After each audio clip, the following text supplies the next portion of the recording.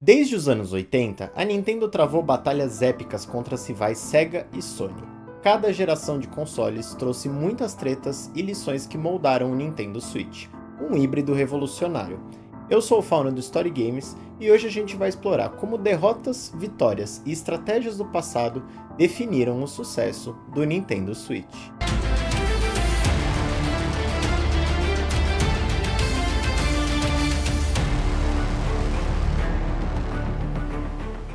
Nossa conversa começa lá em 1983, com o lançamento do Nintendinho, que durou por 7 anos até ter sido descontinuado em 1990.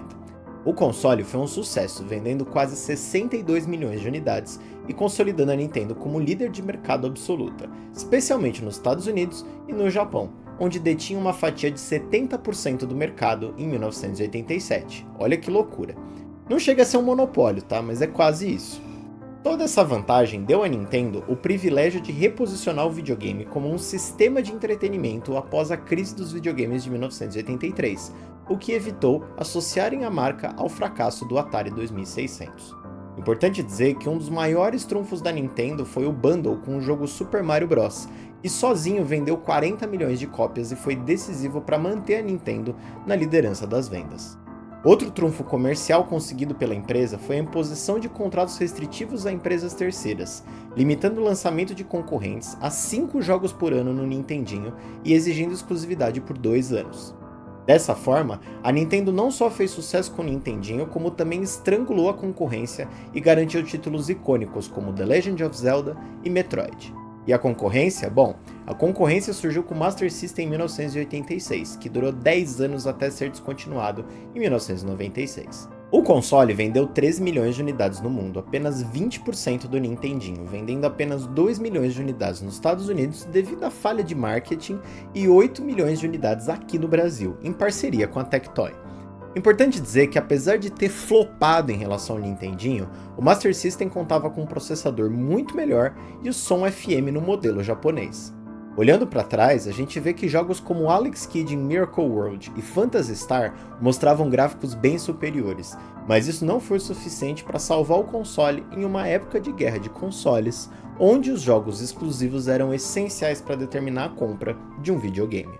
Essa história da guerra entre Nintendinho e Master System mostra que as empresas adotaram estratégias diferentes, e isso foi essencial para determinar o sucesso de um e a derrota de outro.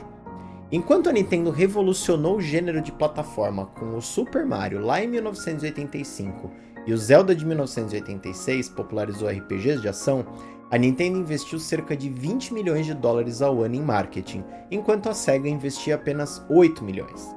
Como eu disse, o grande ponto de vantagem da Nintendo eram os jogos exclusivos e a dominação de mercado dos fornecedores de jogos, por meio de contratos bem agressivos.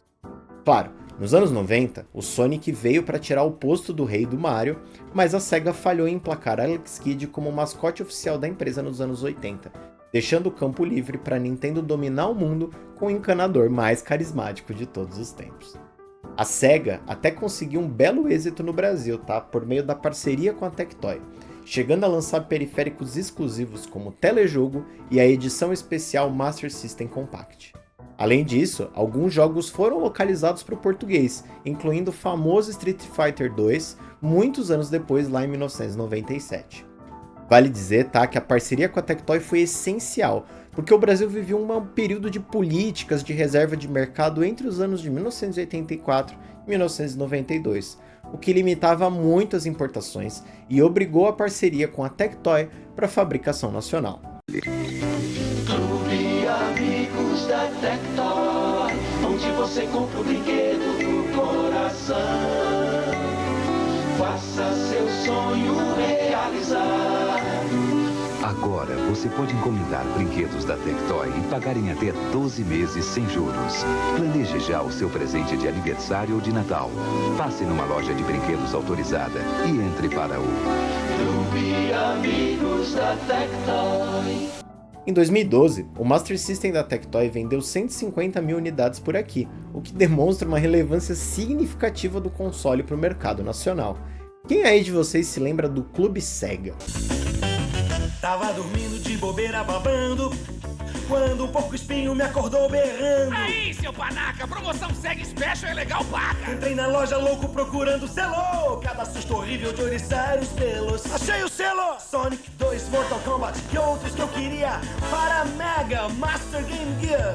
Promoção Sega Special é demais, que este selo economiza os seus reais. Cartucho com esse selo é assim. O pique é Sega, o preço é Special. Sega! Mas o que toda essa história ensinou pra Nintendo? A resposta óbvia são que os exclusivos fidelizaram toda uma geração e são megas populares até hoje, como a franquia Zelda, que vendeu 21 milhões de cópias com Tears of Kingdom.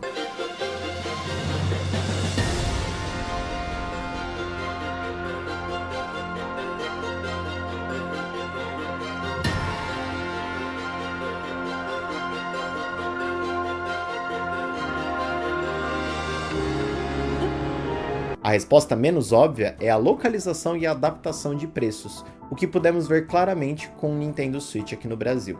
Apesar dos jogos serem caros, o console ficou famoso por ter um preço acessível, concorrendo em pé de igualdade no mercado nacional, com hardware até mais poderosos como o Xbox Series S e o PlayStation 5. No fim, a Sega priorizou o hardware, mas falhou em entregar conteúdo. A Nintendo entregou o conteúdo, mas ficou devendo no hardware. Tanto que o Super Nintendo superou o Nintendinho em todos os aspectos técnicos alguns anos depois. Gonçalo, já vai jogar Super Nintendo? Calma, Dolores, eu já vou te dar atenção. Calma nada, é só Super Nintendo, Super Nintendo, Super Nintendo. E comigo nada. Relaxa, amor, você sabe que eu te amo. Ama nada, antes você dizia que eu era a sua vida. Sei, Dolores, é que agora eu tenho 346 vidas. Super Nintendo, sensações incríveis, desafios inigualáveis, games antológicos. Salve, sabe que quando o Timote vem aqui, ele não fica jogando Super Nintendo não, bobão. Bobão? É Nintendo ou nada. Seguindo a nossa história para a década de 90, a gente pode dizer que a Nintendo também aprendeu algumas boas lições.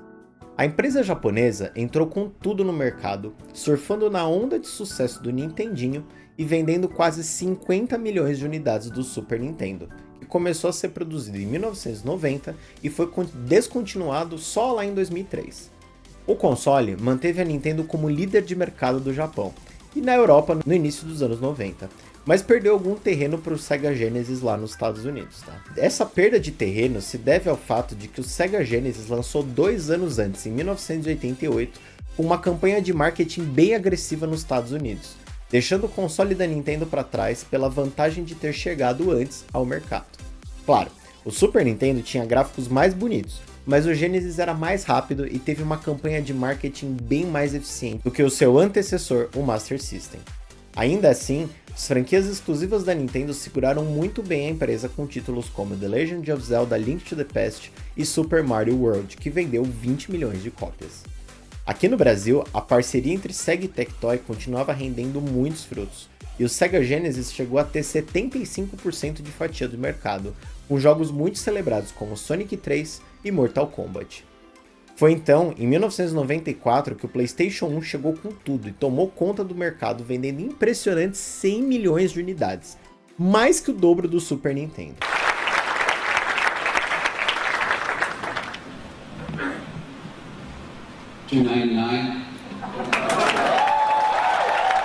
O console redefiniu a indústria de videogames com a tecnologia dos CDs, gráficos 3D e jogos antológicos como Final Fantasy VII, que vendeu 14 milhões de cópias. Mesmo com o sucesso do Nintendo 64 e Sega Saturn em meados dos anos 90, o PlayStation era superior e deixou para trás até os consoles sucessores das suas concorrentes.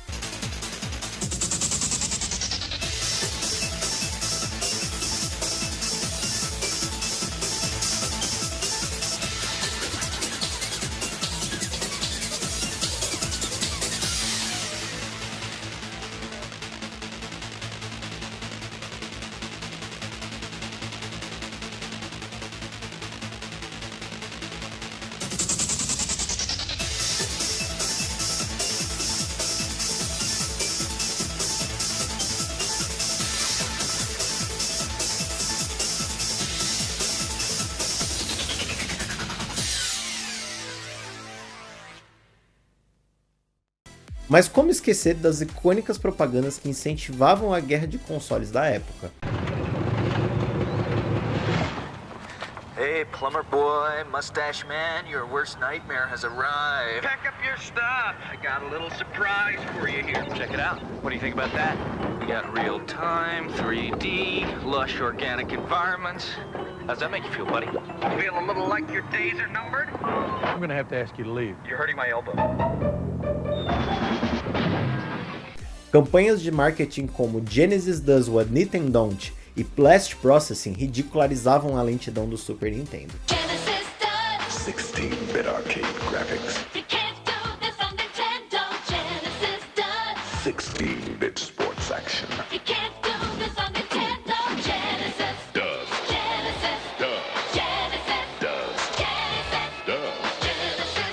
Get Joe Montana free, Pat Riley free, Buster Douglas free, Super Monaco GP free, or Columns free.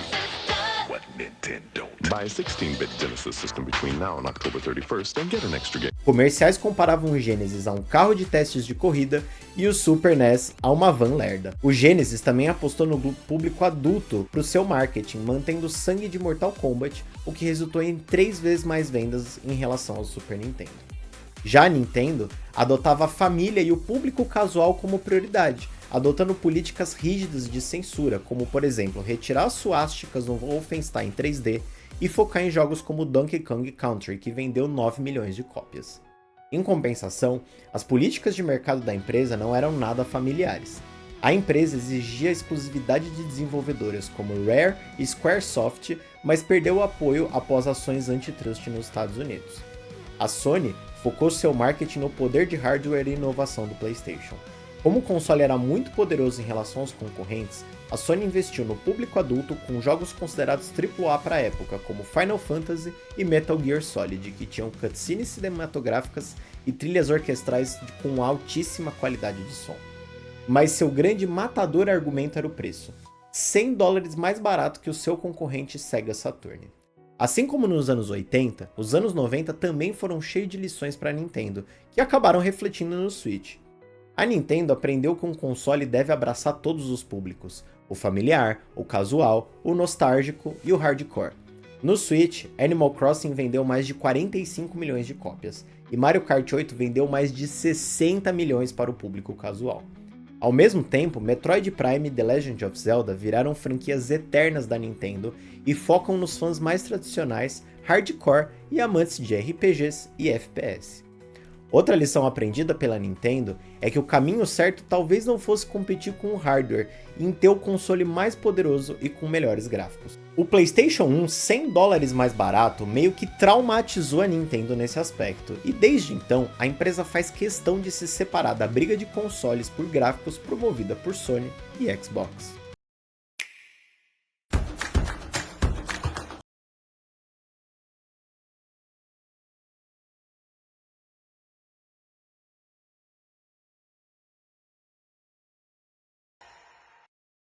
Avançando mais uma década até os anos 2000, é onde a gente começa a perceber como a ideia do Switch começa a ser concebida.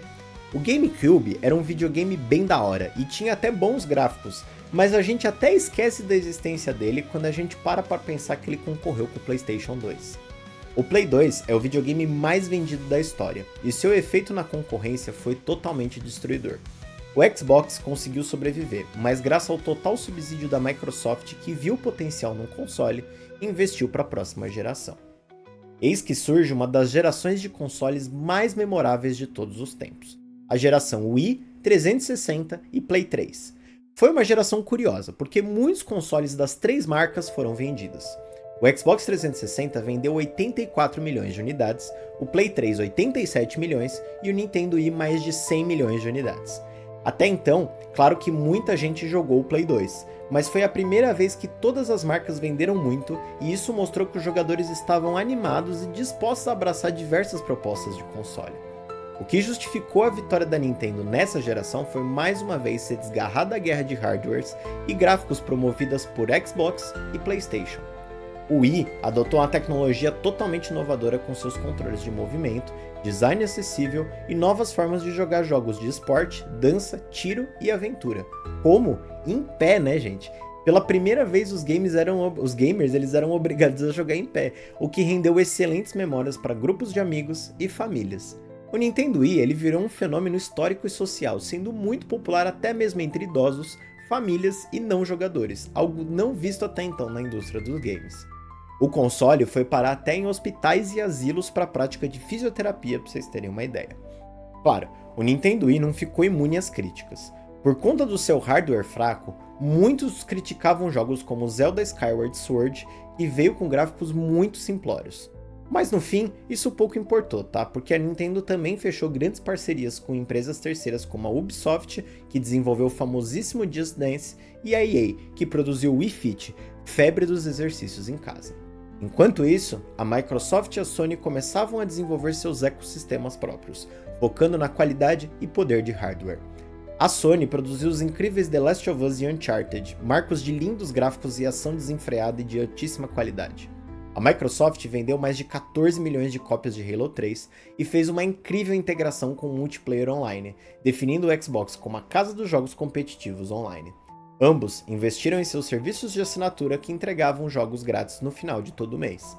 Mas claro, apesar de terem grandes atrativos, perderam para o Wii em inovação, preço e qualidade. No caso do Xbox 360, conhecemos as famosas luzes vermelhas que atrapalharam muito a reputação do console e da Microsoft. Foi então, a partir de 2012, que a Nintendo tomou o seu grande tombo com o lançamento do Wii U. Estima-se que 46% dos consumidores achavam que o novo console da Nintendo na verdade era um acessório do Wii. A falta de jogos no lançamento e um hardware muito defasado foram a ruína do Wii U. Para vocês terem uma ideia, o console conseguia ser mais fraco que o Xbox 360, mesmo tendo lançado 7 anos depois do seu concorrente. O Wii U foi um desastre de vendas, vendendo apenas 13 milhões e meio de unidades, apesar de Mario Kart 8 ter sido um sucesso de vendas, vendendo mais de 8 milhões de cópias. E pausa. Gente, aqui a gente precisa entender com muita calma quais foram as lições aprendidas pela Nintendo e por que o fracasso do Wii U foi essencial para a existência do Switch da forma que a gente conhece ele hoje. A Nintendo entendeu finalmente que inovação e acessibilidade de controles não era tudo. Por isso, adotou um console híbrido como solução. O Switch ainda possui a herança dos Joy-Cons com controles de movimento, mas não é só isso. O Switch 2, por exemplo, possui tecnologia DLSS da Nvidia que é capaz de rodar jogos em até 4K quando encaixado na sua base. A Nintendo também entendeu que públicos de jogos como Animal Crossing e Mario Kart são importantes sim para manter o seu público fiel de anos, mas também é importante manter jogos voltados para o público mais hardcore como Metroid Prime, The Witcher 3, Hollow Knight e Doom Eternal, todos disponíveis em sua loja digital. Against all the evil that hell can conjure, we will send unto them only you. I offer you a gift. Take it. It will give you strength.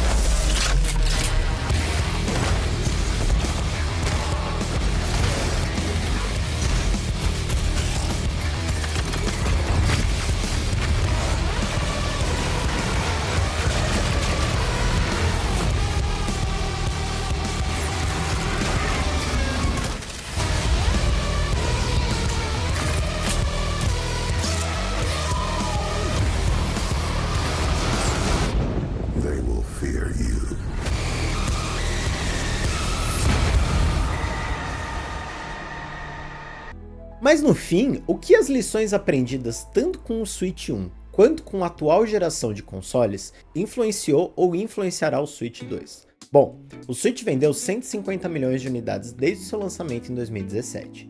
Isso por si só já entrega o sucesso comercial do console. O fato da Nintendo ter adotado o hibridismo e ter saído da guerra de consoles tornou o Switch um console que opera fora da lógica tradicional de mercado. Focado no público japonês e um sucesso comercial nos Estados Unidos, o Switch é um exemplo de sucesso indiscutível, tá?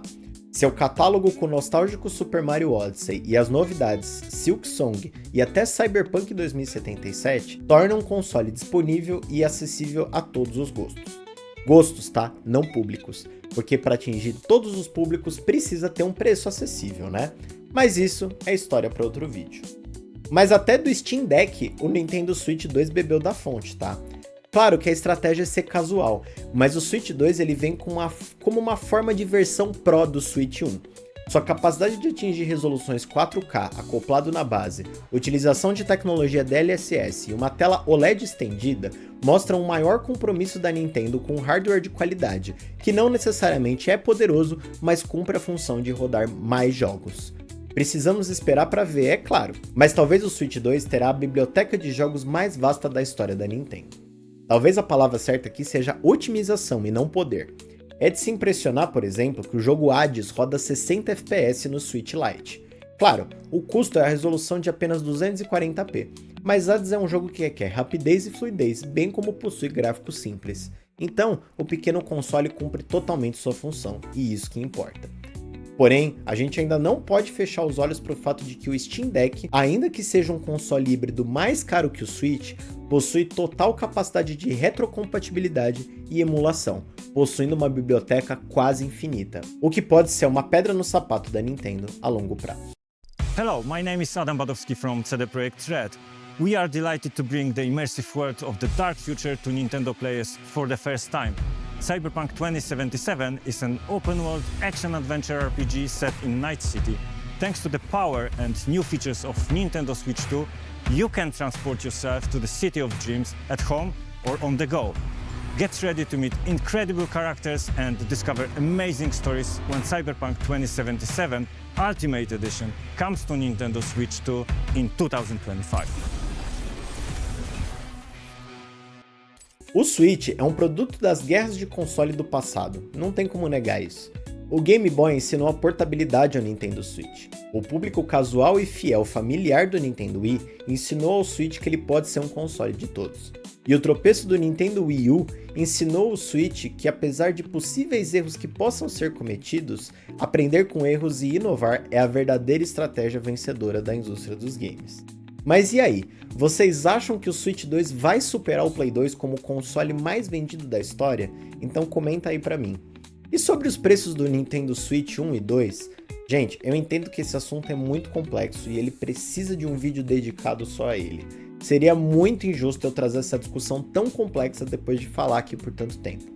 Mas se vocês quiserem um vídeo sobre isso, comenta aqui pra mim e eu vou fazer uma pesquisa hiper minuciosa para trazer esse assunto bem destrinchado, porque é uma discussão complexa e importante. E sim, $80 é caro, $70 é caro. A gente se acostumou, mas na real, $60 também é caro. Eu sou o Fauno, esse foi mais um episódio do Story Games, e se você curtiu, não esquece de mandar para aquele amigo teu para ele vir discutir esse assunto super importante aqui com a gente. E também não esquece de conferir os outros vídeos aqui do canal, tá? Porque tem muito assunto interessante. Um beijo do Fauno e até a próxima.